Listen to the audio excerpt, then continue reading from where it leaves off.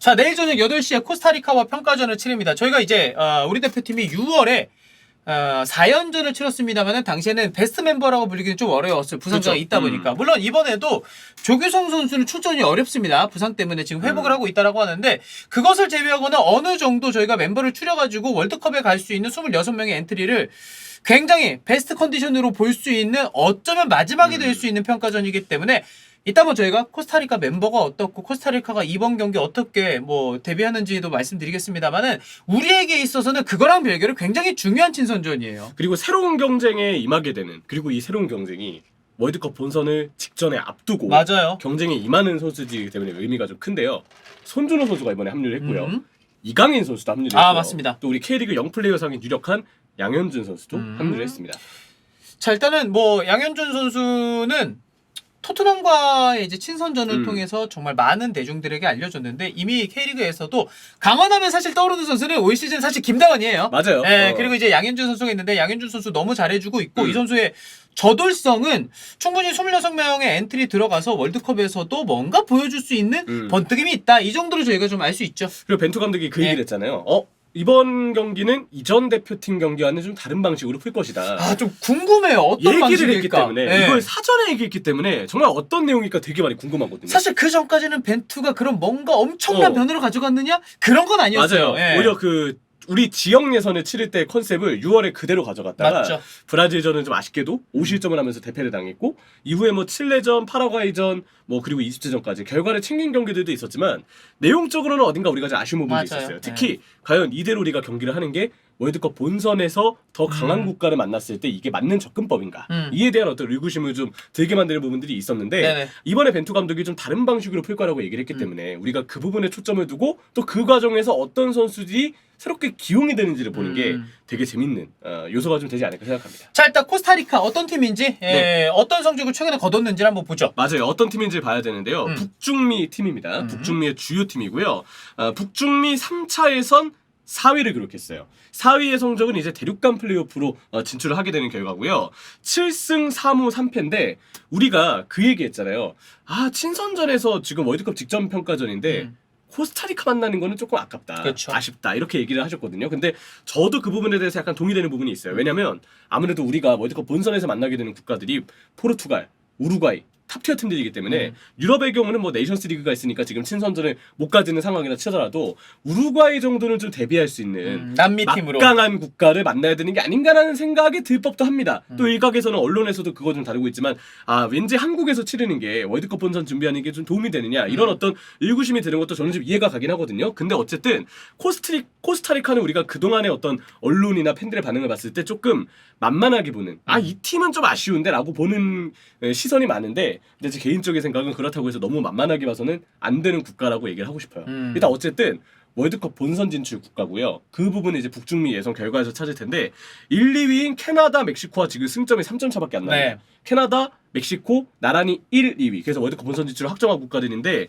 이 팀들하고 승차 3점 차밖에 안 나고요. 정작 3위 미국과는 승무패가 같아요. 근데 결국 4위로 밀려나면서 대륙간 플레이오프를 진출한 거기 때문에 북중미 팀들 중에서는 확실히 예선에서 좋은 성적을 낸 팀이라고 우리가 보아도 무방하다. 이렇게 일단 좀 볼 수가 있고요.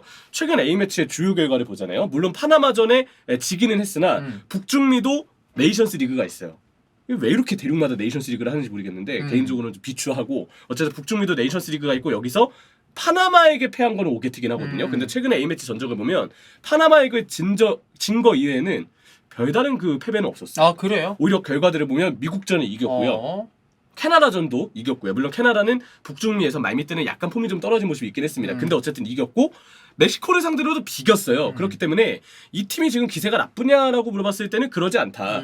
그리고 이 6월에 있었던 뉴질랜드와의 대륙간 플레이오프 경기에서 경기 이른 시간에 일단 골을 터뜨리고요. 3분 만에 골을 터뜨렸어요. 그리고 이후에 뉴질랜드가 몰아쳤는데 이거를 잘 버텨내면서 최종 스코어 1대 0으로 경기를 마치는 데 성공을 했습니다. 그래서 이 코스타리카는 3회 연속 월드컵 본선 진출. 2014년에 잉글랜드, 이탈리아, 우루과이 죽음의 조에서 뚫었던 게 네. 코스타리카였죠? 잉글랜드, 이탈리아, 우루과이와 같은 조였는데 정작 맞아요. 조 1위 코스타리카. 아무도 예상하지 못했던 마치 테크모 월드컵을 보는 것과 같은 이변의 결과가 좀 나오게 됐고요. 네. 3회 연속 월드컵 본선 진출 팀이고 이번에는 유감스럽지만 독일, 스페인, 일본과 같은 조입니다. 죽음의 조.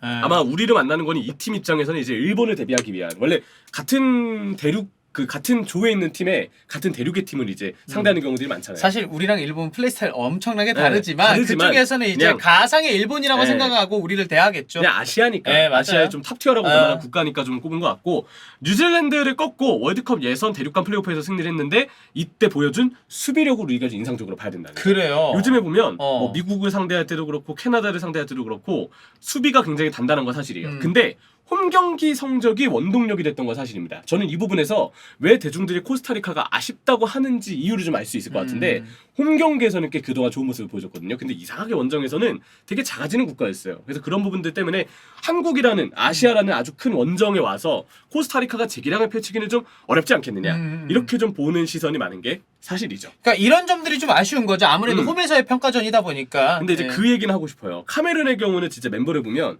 어딘가 좀 아쉬운데라고 느끼는 다 빠졌어. 왜냐면 우리 나폴리 경기 볼 때 인상 깊은 짬방 기사, 안기사 그리고 추보포팅, 추맨, 추퍼머팅이죠 정확히는 추퍼머팅까지 빠졌습니다. 카메룬의 경우는 그래서 그 그간의 선발 라인업과 이번에 엔트리를 보면 약간 1군이라 보기는 힘들고요. 1.5군 내지는 2군으로 보아도 무방할 정도의 지금 힘이 좀 빠진 라인업이에요. 물론 카메룬이 우리의 이제 가나를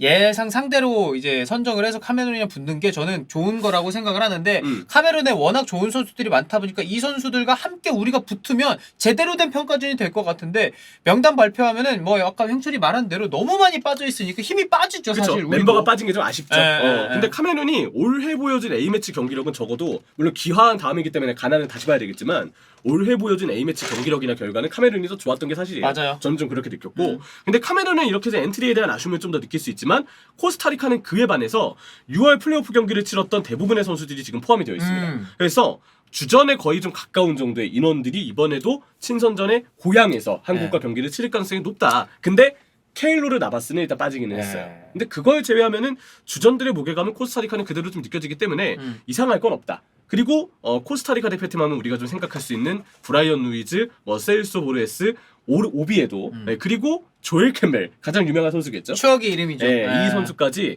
우리가 이번 평가전에서 쭉 볼 수 있다는 점은 그래도 반기만한 요인인 것 같습니다. 뭐 앞서 저희가 시작할 때 얘기했습니다만 경기 플랜은 지금까지랑 다른 뭔가 변화된 거를 보여준다라고 했고 공개된 연습에서 보면 이강인 선수의 위치가 왼쪽 측면 메잘라 위치라던가 다른 쪽에도 이제 윙어들의 위치를 바꾸면서 이강인을 활용할 것처럼 예고는 일단 했거든요. 맞아요. 그 변화가 정말 이강인 선수를 활용한 변화인지 다른 변화인지는 선발 라인업 나오고 경기가 들어가 봐야지 알긴 하는데 어떤 예상 플랜들 어떤 것들이 좀 변화가 있을 거라고 생각하세요? 사실 이제 좀 알기가 어려워요. 왜냐면 벤투 감독이 이렇게 큰 괄호에서 우리 다른 플랜을 경기할 거다. 그리고 이강인처럼 중추 역할을 맡을 수 있는 선수가 갑자기 발탁이 돼버린 거기 때문에 지금 예상이 안 되거든요. 뭐 그렇다고 해서 직전에 이강인 선수를 썼을 때처럼 가짜 고번을 쓰지 않을 거니까 그런 부분 때문에 지금 예상이 잘 안 되는 상황인데 훈련만으로는 지금 예상 포지션을 유추하기는 힘든 것 같아요.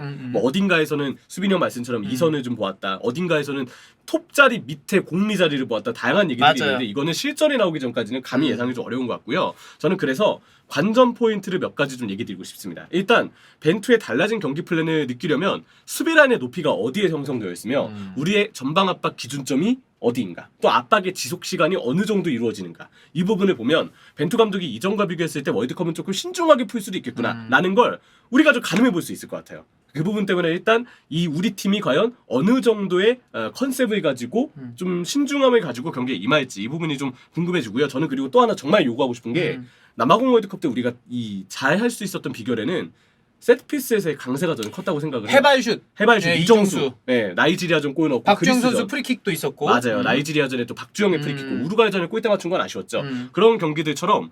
그리고 우리는 뭐 한일 월드컵 때도 그렇고 전통적으로 세트피스를 되게 잘 활용하는 팀이었어요. 맞아요. 근데 지금 세트피스에 대한 얘기는 공격도 공격이지만 일단 수비 얘기를 먼저 하고 싶은데 우리가 지역 예선을 치를 때나 6월 경기들을 보면 아직도 세트피스 수비가 불안하다고 보는 게 맞습니다. 물론 세트피스 전술을 너무 일찍 들이키면 안 되기 때문에 그때부터 뭔가 본격적인 무기를 꺼내들 필요는 사실 없다고도 볼 수 있는데 이 얘기가 통하려면 지금부터는 세트피스에 대한 아주 안정적인 수비나 뭔가의 좀 접근법, 전술이 보여야 돼요. 이게 여기서도 안 보인다 그러면 저는 월드컵 본선 때 가장 먼저 걱정되는 포인트가 저는 세트피스라고 꼽을 것 같습니다. 그래서 무조건 세트피스 수비는 이번만큼은 조금 더 보완돼서는 않아야 된다. 이 얘기를 일단 해야 되는 게 우선일 것 같습니다. 그 얘기하면 딱 맞는 것 같아요. 이제 11월이 마침 이제 수능도 있으니까 우리가 그렇죠. 이런 평가전들을 모의고사라고 하잖아요. 3월 초반에 모의고사랑 수능 점수는 정말 많이 다르거든요. 근데 9월쯤에 모의고사 칠 때 선생님들이 뭐라 그러냐면은 너네 이거 수능 치는 것처럼 열심히 해야 된다. 그때 점수가 수능까지 이어진다라고 하거든요. 형철이 말대로 이런 거 전술 노출 안 하려고 안 보여주는 걸 수도 그럴 있지만, 수도 있지만. 이쯤에서는 안 보여주면 없는 거 아니야라는 생각이 들 수밖에 없어요. 그러니까 이제가 진짜 예, 중요합니다. 맞아요. 진짜야. 정말 중요하다. 이거 정말 강조하고요. 손준호 선수의 폼이 어떨까 너무 궁금해요. 아무래도 우리의 그 스쿼드 뎁스가 아직 양호하다고 보기 힘든 부분이 사실 삼선이거든요. 그렇죠. 일단 강팀을 상대하기에 정우영 선수의 수비 범위가 넓은 편은 아니라는 점. 그리고 정우영 선수가 여전히 압박에 좀 둘러싸여, 물론 이 포지션은 압박에 둘러싸여서 되게 힘든 자리인 건 맞는데 여기서 탈압박해서 혼자 빠져나올 수 있는 선수가 몇 안 돼요. 전 세계적으로. 그게 되면 맨시티 갔어요. 예, 맞아요. 그거는 맨시티 뭐 이런 엄청난 클럽의 그 구단이 아니면 이런 선수 찾기가 힘듭니다. 추아맨이 되는 거야. 맞아요. 레알 마드리드. 진짜. 그러니까 그 금액에 가는 거예요. 맞아요. 근데 아무래도 압박에 둘러싸이면 잔실수가 좀 나왔다는 점. 그리고 파트너 황인범 선수가 최근까지도 이제 잔부상이 좀 있었다는 점. 이런 부분들 때문에 우리의 삼선 뎁스는 좀 더 보완이 되어야 되는 게 맞는데요. 게다가 우리가 좀 강팀을 상대하잖아요. 그런 부분들 때문에 수비력이 일단 먼저 좀 요구가 됩니다. 근데 손준호 선수가 이번에 새롭게 뽑혔어요. 사실 6월에도 뽑혔지만 부상 때문에 이제 낙마가 되는 너무 아쉬운 부분이 있었는데 이번만큼은 손준호 선수가 워낙 K리그에서 뛸 때 그리고 지금 중국에서 뛸 때도 마찬가지지만 수비 범위를 굉장히 넓게 가져가는 스타일이고 이게 한국의 전체 미드필더들 중에서도 꽤 탑티어라고 볼 수 있어요. 이 우리나라 전체 미드필더들을 봐서도. 그래서 손준호 선수가 이 넓은 커버 범위를 바탕으로 얼마나 수비에서 보탬을 해줄까가 좀 궁금하고요. 만약에 출전한다면 2021년 9월 7일 레바논전 이후로 첫 번째 출전이 됩니다. 자, 그리고 또 하나 우리가 주목해야 될 선수는 역시 깡진리. 네, 캉진 리입니다. 이강인 선수인데 이강인 선수는 2021년 우리에게 아픔을 준 3월 25일 일본전 이후로 이제 첫 출전을 노리고 있어요. 뭐 4-3-3 혹은 4-2-3-1 기준으로 중앙 공미로 나올까 아니면 윙포워드로 나올까 좀 궁금한데 뭐 지금으로서는 예상이 좀 안 됩니다. 뭐 저는 사실 훈련에 대한 기사가 나오기 전에는 그래도 윙포로 한번 좀 테스트해보지 않을까 싶은 생각도 들었어요. 그렇게 해서 조커로 쓰지 않을까 싶었는데 또 훈련을 좀 취재하신 분들의 기사를 보니까 또 갑자기 공미로 뛰었다는 얘기들도 있고 저는 그래서 지금은 약간 생각을 좀 바꿨는데 4-2-3-1 기준으로 톱 자리의 아래 위치 이 자리가 어떤 자리냐면요. 칠레전에 그 정우영 선수 우리 작은 정우영 프라이부르크 정우영 선수가 공미로 나와서 그때 꽤 괜찮았었어요. 그래서 정우영 선수가 뛰었던 자리를 이번에 이강인 선수가 공미로 좀 뛰게 될 가능성이 있지 않을까. 아니면 좀 4-3-3 전공법으로 윙포워드지만 안쪽으로 들어와서 연결고리를 수행하는 역할도 가능할 거는 같아요. 근데 일단 지금으로서의 예상은 공미 자리를 뛸 가능성이 좀 있지 않을까. 그래서 기존 정우영 선수가 해줬던 그때 괜찮았기 때문에 그 연결고리 역할을 좀 더 이강인 선수가 아주 이쁜 볼 다루는 기술, 키패스 능력 이를 바탕으로 뭔가 좀 보여주지 않을까에 대한 기대감도 생깁니다. 저는 조심스럽게 예상하면 황인범 선수와 이재성 선수와 정우영 선수 미드필더 조합은 이렇게가 베스트라고 봤을 때 그대로 나오고 황희찬 선수의 폼이 사실 최근에 좋지 않잖아요. 맞아요. 울버햄프튼에서 왼쪽 윙포워드로 나와서 오른쪽으로 뭐 왼쪽이든 오른쪽이든 네. 나와서 손흥민 선수 뭐 스위칭할 수 있으니까. 그렇죠. 그리고 난 이후에 미드필더들이랑 충분히 스위칭하면서 황인범이랑 가능하죠. 이재성이랑 스위칭하면서 플레이하지 않을까. 그러니까 변칙적으로 쓰는 거죠 이강인 선수를. 맞아요. 그러니까 활용도가 다양해요. 맞아요. 그 부분 때문에 지금 예상이 좀 쉽지 않다. 딱 뭐로 나올지는 모르겠어요. 이거는 진짜 경기를 봐야 좀 알 수 있지 않을까 싶고요. 자, 또 하나의 기대 포인트. 역시 올 시즌 K리그에서 뭔가 새롭게 등장한 라이징 스타. 양현준 선수를 꼽지 않을 수가 없는데 양현준 선수는 제 생각에 조커로서 대표팀에서 계속 기회를 받을 가능성이 일단은 좀 크지 않을까 싶어요. 왜냐하면 선발로 바로 도전하기에는 우리 이선 뎁스가 워낙 포하기 때문에 근데 양현준 선수가 조커로서 뛰기에는 아주 천부적인 어떤 그 기술을 좀 지닌 선수거든요. 되게 당돌하고 드리블 잘 치고 오른반 되고 속도 빠르고 본인 장점을 그렇게 잘 알고 있죠. 스스로도 인터뷰 때 보면. 게다가 우리는 지금 이선의 기존 조커 선수들의 위치가 좀 애매해요. 일단 송민규 선수가 최근에 폼이 좀 떨어져 있고 이동준과 이동경이 소속팀에서 부진한 시간이 길어지면서 월드컵 본선 엔트리에 포함될 거라고 장담하기 어려운 상황이거든요. 그렇기 때문에 일단 양현준 선수가 여기서 좀 치고 올라와서 이 자리에 대한 경쟁을 좀 더 부추길 필요가 있다. 그래야 우리나라 대표팀에도 좀 더 보탬이 될 거라고 생각을 하고요. 양현준에게도 그래서 이번 대표팀 발탁은 기회고 이건 어쩌면 우리 대표팀에게도 우리 대표팀에게도 기회가 될 수 있다. 그 얘기를 하고 싶습니다. 그러니까 평소라면은 이미 9월이야. A매치 경험이 없는 선수를 뽑아가지고 아니 뭐 이 선수 경험 쌓으러 월드컵 그냥 출전 뭐 안 하더라도 다음 월드컵에서 데려가는 거야라는 느낌일 텐데 형철이가 말한 대로 송민규 선수 폼 안 좋죠. 이동준 선수, 이동경 선수 속팀에서 부진이죠. 네. 엄원상 선수 부상으로 부상이죠. 빠져 있는 네. 상태죠. 그러면은 공격 측면 뎁스에서 황희찬 선수는 선발로 나간다고 생각을 했을 때 교체로 들어가서 분위기를 바꿀 만한 크랙한 공격에서 뭔가 번뜩이는 선수가 있을까 생각했을 때 없거든. 맞아요. 근데 양현준은 네. 그 크랙이 되죠. 맞아요. 약간 물론 슈팅력은 조금 더 올라오긴 해야 되겠지만 드리블과 볼음반이 들어가는 게 저돌적인. 굉장히 소중한 포인트입니다. 그래서 저도 양현준 선수가 친선전이 정말 그 어느 때와 다른 의미를 가는 월드컵 전에 평가전이다 보니까 네. 그런데도 불구하고 양현준 선수 나왔으면 좋겠고 나와서 뭔가 번뜩임을 보여주는 그 당돌한 움직임을 좀 보고 싶어요. 맞아요. 도움이 될 것 같아요. 본인에게도 그렇고 네, 맞아요. 대표팀에게도 그렇고 음. 그래서 이번 이 9월의 경기들 이제 11월 월드컵을 앞두고 굉장히 중요한 경기들이라고 다시 한번 강조를 할 수 그쵸. 있겠고요. 월드컵 본선을 앞두고 우리가 어떻게 월드컵 본선을 바라보고 있는지 우리가 그 컨셉과 힌트를 얻을 수 있는 그런 두 경기가 되었으면 좋겠습니다. 잘했으면 좋겠습니다. 일단 예, 이충계로 이충계 함께 하시죠. 보러 오시죠.